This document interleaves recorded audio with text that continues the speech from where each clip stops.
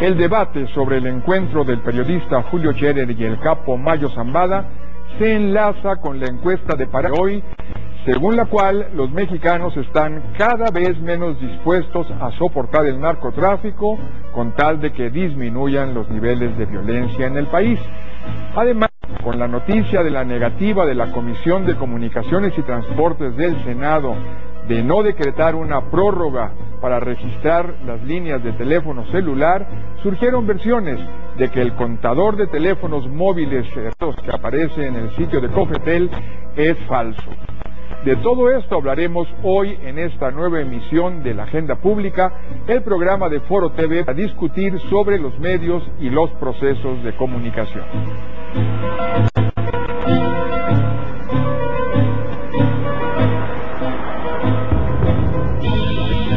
Estamos en vivo. En la pantalla están las direcciones de Twitter y Facebook para que aporte sus ideas a este espacio de discusión de los medios y los procesos de comunicación. Recuerde, los medios proponen los temas a discusión, pero ustedes disponen de qué debatir.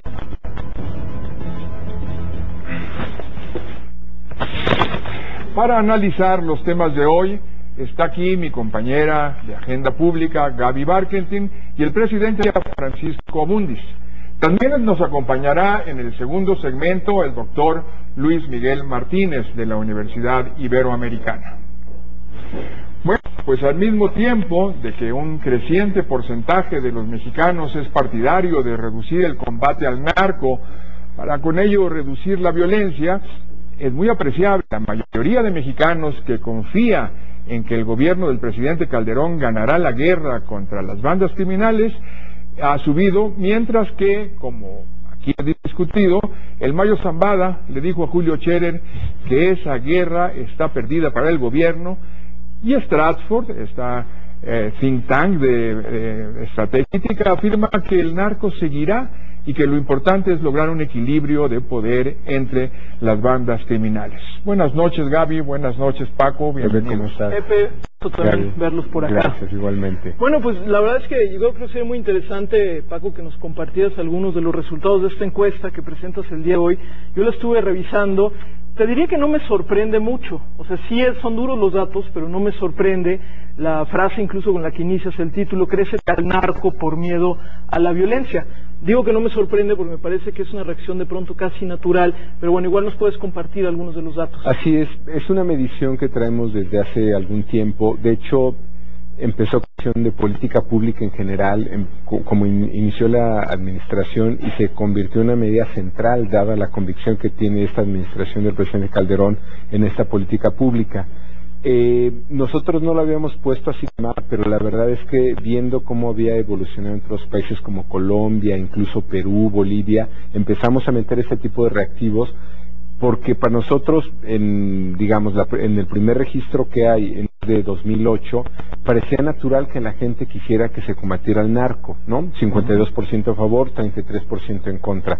Lo que sí nos sorprendió es ver que nuestra última medición, que es de diciembre, la vamos a repetir este fin de semana, por cierto, ya tenemos 48-42 a favor de que se tolere el narco, que no haya... Por lo menos está dividida, ¿no, Pepe? O sea, ya no hay una mayoría clara. O sea, pasamos del 33 que decía primero que no se combatiera. ¿Cómo está el asunto? No, sí, 33 que decía que, se tolerara, digamos. Que se tolerara, ¿no? A 48 que se tolere. 52, no, bueno, si lo sumas son 25 puntos en 2 años, año y medio, ¿no? En un periodo similar. Ahora, la otra parte que es interesante que es cómo está variando esto en función del país. Una cosa es vivir en Colima, claro, una cosa es vivir otra cosa es vivir en Durango, en Chihuahua o en Tamaulipas. Es muy impresionante porque lo que estamos notando es que la primera reacción que tiene un Estado, una sociedad, es ante eventos de violencia, sí que se combatan, ¿no? Pero cuando llegas a los niveles que ya trae Chihuahua, cuando ya traes los niveles que trae Tamaulipas, lo que tenemos en el reporte es una gráfica que viene de hace un año, donde por ejemplo, Tamaulipas todavía lo toleraba. Hoy día Tamaulipas ya no lo tolera, o sea, ya dice... no lo combates. O sea, ya no lo o sea, dobló las manos y dijo, literalmente que la sociedad tira la toalla en algún punto, ¿no? Es decir, ¿es un elemento de razón, lo verías, o como un elemento de realismo? ¿Qué será? Hay una... Por eso tirar la toalla suena a rendición. Sí, suena así, pero te diría que hay un elemento que yo creo que desde la Ciudad de México, te diría que es un elemento importante, porque yo creo que no todo el mundo vive lo mismo, y eso voy con esta diferencia de lo que vive cada lugar.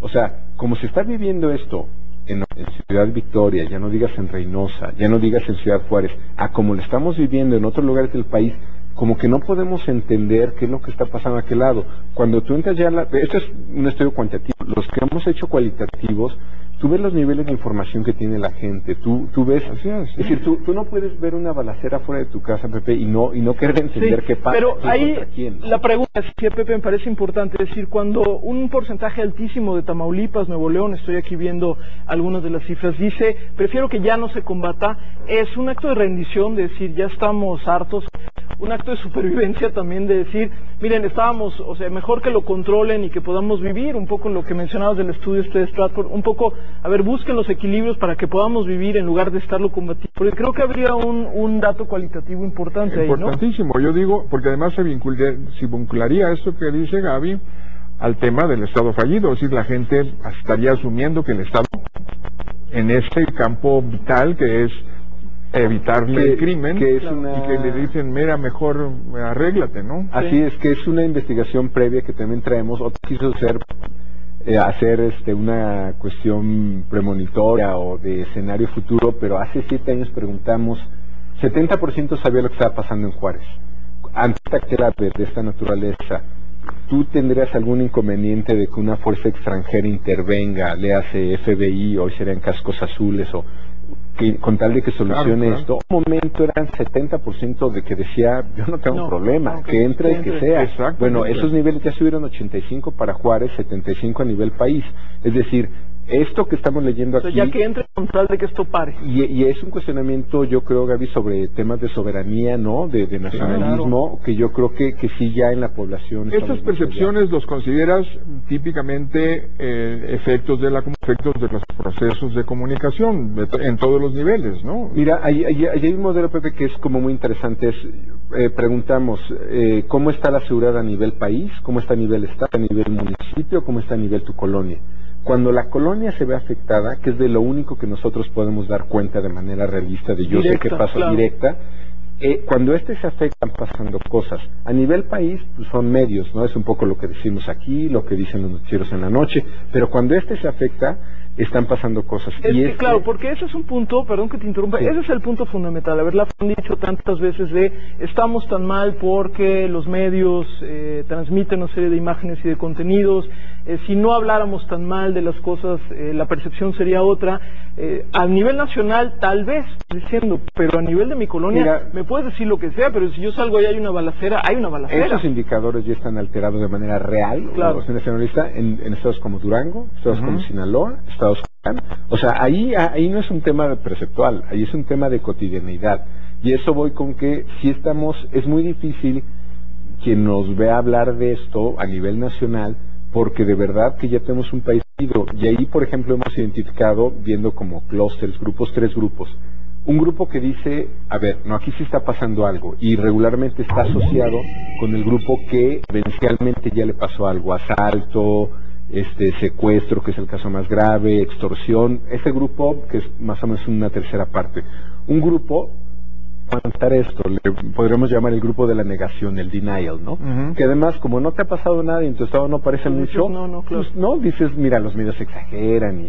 Y otro estado que vive en la acción de, pues no me ha pasado nada, pero por lo que dice esto, pues el día que me pase tampoco las instituciones parece que me van a funcionar, ¿no? Pero parece que también hay el dato que parece contradictorio. partes de tus encuestados nos dicen que están seguros que el presidente va a ganar su guerra contra el narcotráfico. Ese es muy interesante, y si lo ves en el tiempo, Pepe, ese dato está aumentando, va al alza. Es decir, ese dato de yo sé que esto se va a resolver. Como que choca un poco, ¿no? Es decir... ¿Pero es un acto de esperanza o es un acto de creerlo? ¿O es apuesta? ¿O es apuesta, sí? Ahí sí yo les diría que ya entraremos al terreno, por lo menos en términos de diagnóstico de la especulación. Yo creo que sí es ganas de creer. O sea, ganas de creer que vamos hacia algún lado.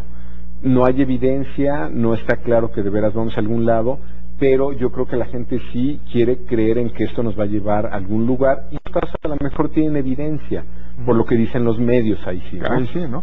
Y luego tenemos el otro documento, el de Stratford, el otro mensaje de hoy, ¿no? Que es muy fuerte en ese sentido, que pues, prácticamente proponer que va a coincidir, digamos, con lo que le dice el señor Mayo Zambada a Julio Scherer, en el sentido de que no se va a ganar esa guerra, o es decir, que no hay manera de resolver la situación en términos de guerra, sino que se deben buscar equilibrios entre las bandas para evitar que ninguno de ellos sea un poder hegemónico o un poder político. Esta pantalla, el estudio justamente que se llama así, The Struggle for Balance, ¿no? Es la lucha por equilibrio, y lo que tiene, pues es algo de lo que cuesta trabajo hablar, porque además en el último año, tal vez, en los últimos años, cuando se toca el tema, pues obviamente saquémoslo de la agenda, ¿no? Esta idea de cómo se van a lograr los equilibrios para lograr precisamente también un equilibrio en tu cotidianidad. Es un artículo, lo pueden ver, bueno, ahí es muy bien articulado, además que lo vieron en el sitio que nos acaban de presentar. Y en términos de opinión ahí, Gaby, yo creo que lo que refrendaría esta posición es que se nos olvidan los beneficios sociales. Y esto es real, esto es otra vez de diagnóstico, y lo podemos aterrizar en varios ejemplos, los beneficios sociales en términos económicos que significa esta actividad. Hace un rato, Gaby, te comentaba grupos de enfoque que tenemos desde hace más de 12 años en estados clave como Chihuahua, donde la gente que acabó votando PRI, cuando el PAN perdió esa elección, se quejaba, el PAN no dejaba trabajar al narco. Al narco que les daba de una manera... Sí, es decir, hay una parte de la derrama de recursos que se nos olvida, que, bueno, está siendo beneficiada, que está en parte de ese reporte, que es real. O sea, hay sectores de la economía que funcionan de manera cotidiana con algún tipo de flujo cash, que si tú le cierras una obra a un probable narco, una obra de el que se va a quejar es el afectado directo, el afectado directo, ¿no? Que es el ciudadano el que está ahí. Y yo creo que es un punto que deberíamos de reflexionar dos veces en este país con el tipo de economía que tenemos. No lo podemos descontar o ignorar, y está atrás de ese reporte al que tú te refieres. Bueno, es un reporte muy duro en ese sentido también. En ese sentido es un reporte. Bueno, hay un párrafo ahí diciendo que es el tiempo de auge de los banqueros. Bueno, es una... el tiempo de auge de los banqueros, en donde justo lo que está refiriendo es un poco cómo se ha ido acomodando, digamos, las fuerzas, dice, ¿no? banqueros y vendedores de Rolex, ¿no? Y cómo se han ido acomodando, sobre todo cuando mencionan lo de vendedores de Rolex, uno dice, bueno, pareciera que ahí retrato hablado. Parecía retrato hablado. Yo nada más te preguntaría rapidísimo sobre tu estudio. Decías hace rato un país dividido, obviamente, en los estados del norte, y decías, por ejemplo, Colima, lo mencionaste un par de ocasiones. Sí, ¿Dónde son los estados donde se siente mucho menos, donde la gente se siente más segura? Yo creo que es Hidalgo, Lima, Chiapas, Yucatán, sureste, curiosamente. Nos vamos para Mérida. Yo lo he dicho, nos vamos a Mérida. Hace mucho calor, pero nos vamos a Mérida. Sureste, bueno, y ahora de las grandes ironías, Gaby, es que ahora digamos que vivimos en más seguras del país. La Ciudad de México sucede que ahora pasa a ser una de las ciudades más seguras, porque yo te diría de lo más, o sea, de lo que donde no ha habido eventos o nivel de violencia, son dos variables, nivel de violencia y frecuencia. Claro. Donde no tienes eso, o donde no tienes eventos, la gente se siente relativamente segura. Basta con que haya eventos de esta naturaleza, así tú no puedas dar testimonio de ellos, ya te cambió la percepción, ¿no? Muy bien, pues tenemos mensajes. Resumo uno. Vic Teller dice: la salida no es bajar la lucha al narco, sino una estrategia integral que no se base solo en la fuerza. Pues sí, nuevamente les recomendamos este artículo, The Struggle for Balance. Aquí hay algunos temas importantes. Y nos vamos al corte y regresaremos con la no prórroga para el registro de los celulares y la real o supuesta falsificación de los ya registrados en el contador del portal de Cofetel.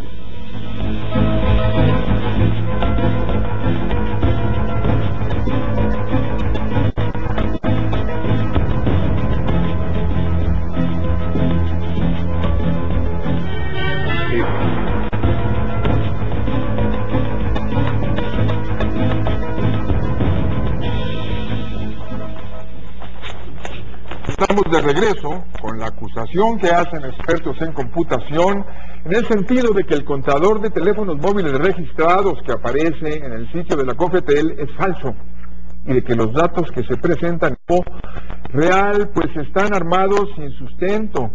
También se dice de que los decenas de millones de usuarios que ahí aparecen registrados se ha ideado a partir de un automatizado que aumenta segundo a segundo el número de registrados sin fundamento en ninguna base de datos. Según el sitio especializado en informática Alt 1040.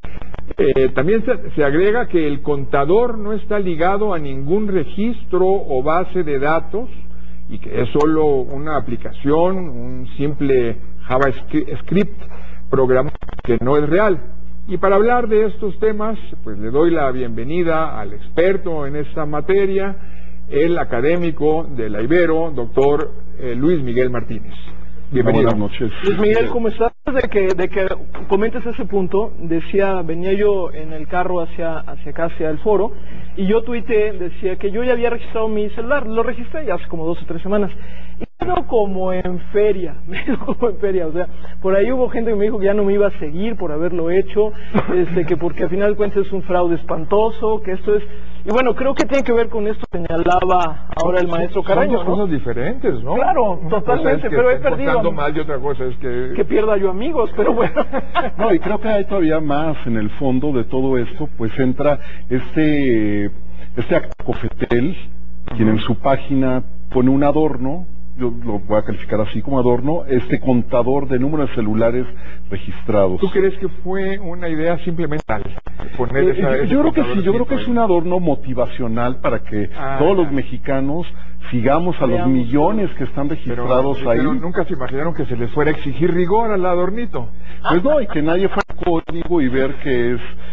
no lo quiero calificar como un engaño, pero es algo que no es cierto, no es preciso, es una aproximación que hacen, no tan, como dice este sitio, al 1040 falso y sin ninguna relación con la base de datos, porque sí hay un dato ahí relacionado con la base de datos, pero es una estimación simplemente y mucha verdad en lo que se está reportando ahí, y bueno, eso sí me llama la atención, porque la COFETEL debería ser una entidad en la cual deberíamos de confiar todos ciegamente. Es decir, no sabemos hoy con cuántos teléfonos están registrados, porque si dices que este contador es un adornito, y además alguien me comentaba hoy que si cambias la fecha y lo pones en el 31 de no sé qué... Varios tuiteros hicieron eso. Sí, ¿verdad? Claro. Entonces, pues, significa, ¿no sabemos? Mira, en el código de este JavaScript, que es un lenguaje de programación que se utiliza para aplicaciones en web, pues ahí se ve cómo va cambiando el número de celulares y parten de una base que son 54.735.743 y el máximo de celulares a registrar, ya lo saben, lo dice ahí que son 83.500.000 cerrados. ¿Sí? Ya lo saben. Ya lo saben. ¿Y lo saben cómo? Pues no sé, dice en el programa eso. Esa es la magia de esto, ¿no? Entonces, en base a eso, con una fórmula matemática que también la importaron, ni siquiera fue hecha en México porque usan nombres de variables en inglés, pues calculan cuánto es la tasa de crecimiento por minuto a partir de esa cifra de 54.735.000. Ahora, pensando, Pepe, también en términos de comunicación, decía el doctor Luis Miguel algo importante, puede ser motivacional, ¿no? Y bueno, uno puede decir, pues tal vez sí te están medio viendo la cara, pero puede tener ese efecto motivacional. ¿Eso descalifica el ejercicio? Bueno, es que no es un ejercicio, es simplemente... parece ser. Habría que ser, es un ejercicio de más que un ejercicio de rigor, ¿no? Claro. Y entonces, pues, ahí el hecho de no usar el lenguaje idóneo para un fin y para otro es lo que provoca esos problemas. Si vas a hacer un ejercicio de marketing, pues usa nada más los lenguajes del marketing. Si vas a hacer un ejercicio que lo vas a presentar de transparencia, de transparencia, ¿no? De que la gente tiene derecho a saber cuántos registrados hay, para ver si se animan a registrar, ¿no? En este tema motivacional, porque también hay que decirlo, hay campañas para que no se registren, como tus amigos que te tiraron el habla. Sí, hombre. Hoy en el noticiero de Jakowski, Enrique Galván pues decía prácticamente que el que se registrara iba a quedar en un registro muy a merced de la dictadura, ¿no? Entonces, es decir, hay estas versiones. Bueno, me parece hasta legítimo que la autoridad haga también campañas motivacionales, como dice Luis Miguel, ¿no? Pero sí, yo creo que se equivocaron con el método, y como me decía Luis Miguel, parece que el escándalo ya nos trascendió, ¿verdad? Por las redes sociales, sí, ya, ¿no? Global. Esto ya se fue a otros países, ya se comenta en Europa, en Estados Unidos, porque bueno, es muy notable el hecho de que el ente regulador de las telecomunicaciones de un país uso de este elemento de marketing, ¿no? Como decían ahorita. Bueno, pero entonces, ya si nos vamos al ejercicio, no al ejercicio de marketing, sino al registro como tal, a la base de datos, como en ingeniería que eres, Luis Miguel, ¿qué confianza le podemos estar transmitiendo a alguien? Es decir, ¿esa base de datos existe? ¿Cómo está? ¿Dónde está? Yo me registré ante la amenaza de que ya no hay vuelta para atrás, claro. Te lo van a cortar y te van a dejar incomunicado, pues te registras, ¿no? ¿Tú no te registraste? Yo sí. Me imagino que parece ser que no. ¿Qué confianza hay? Pues vemos. Ese dato lo tiene el RENAUT, lo tendrá la Secretaría de Gobernación, y pues solo los que estén en contacto con la base de datos. Hay una cifra que publica la COFETEL en la mañana, donde dice hasta la fecha se tienen tantos celulares registrados. Lo tenemos que tomar como cierto, pero de ahí en adelante pues no sabemos qué es verdad, qué es mentira, que hay números, quién sabe cuántos de esos registros sean falsos positivos. ¿Falsos positivos significa qué? Que a lo mejor a ti te registraron 10 celulares, alguien sabía tu CURP y se puso a registrar celulares a tu nombre, ¿no? Decían de personalidades políticas que habían hecho eso, y había un ejercicio que se publicaba en Twitter que era registra tu teléfono a nombre de Felipe Calderón, ¿no? Hay muchísimos teléfonos registrados a nombre de Felipe Calderón. Bueno, es un hecho que es el tema que ocupó la agenda de los medios en el curso del día de hoy. La va a ocupar de aquí a que viene el registro. Entonces tiene varios planos: el plano mediático, el plano político, porque los senadores se negaron a la prórroga, incluso sabiendo que por lo menos solamente hay una tercera parte de no registrados, si es que es cierto eso del 58, 80 y pico de millones de registrados y de registrables. Y desde luego, pues el plano práctico, operativo, ¿qué va a pasar con esos 30 millones que se van a quedar desconectados para sus negocios, para sus ¿Cómo va a funcionar eso, Luis Miguel? ¿Cómo va a funcionar? Es decir, el lunes, creo que es el lunes, ¿no? El 10, el lunes que alguien baja el switch y los 30 se quedan fuera, ¿o cómo va a funcionar? Pues es que la ley tampoco es muy clara al respecto. La información oficial dice que el operador está obligado a desconectarlos. ¿Y si no los desconecta? Pues supongo que al operador le impondrán una multa, pero es de las cosas que son vagas en el espacio legislativo del país, ¿no? Y me imagino que el operador tampoco querrá desconectarlos luego. Pues no, pero ¿qué va a pasar con el operador? ¿Lo van a sancionar?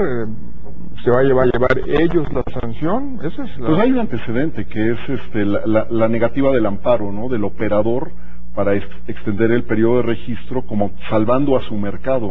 Yo supongo que si después toma una acción para salvar el mercado, le responderán de la misma forma, que los tiene que tener apagados. Hoy por lo menos en México, Twitter, el trending topic, como se le llama, el tema más discutido era esto, el RENAUT. Por mucho desplazó a Polet, que llevaba mucho tiempo ahí, sigue estando, pero el RENAUT mucho más arriba. Y como ves, Pepe, este es un tema que ahorita, de aquí al fin de semana, de aquí al domingo, pues se va a acentuar porque tiene muchas connotaciones. Y genera incertidumbres de qué va a pasar, genera expectativas de todo tipo. Siguen las campañas o la sospecha de que se puede hacer mal uso de él. No ayudan estos descubrimientos de que el ejercicio de marketing, el ejercicio de transparencia, en realidad el ejercicio de marketing. Y bueno, pues será un tema que nos seguirá ocupando, porque y que no nos desconecten a los que ya nos registramos. Por supuesto, que no se vayan a equivocar bien. También se pueden equivocar. Exactamente, pero bueno. Nos acabó el tiempo. Gracias a ustedes por discutir los medios con nosotros. Gracias, Gaby. Gracias, Pepe. Gracias a Francisco Abundis, que ya se nos fue. Muchas gracias. Miguel. Nos vemos, nos oímos, nos escribimos, nos tuiteamos en la agenda pública de mañana viernes.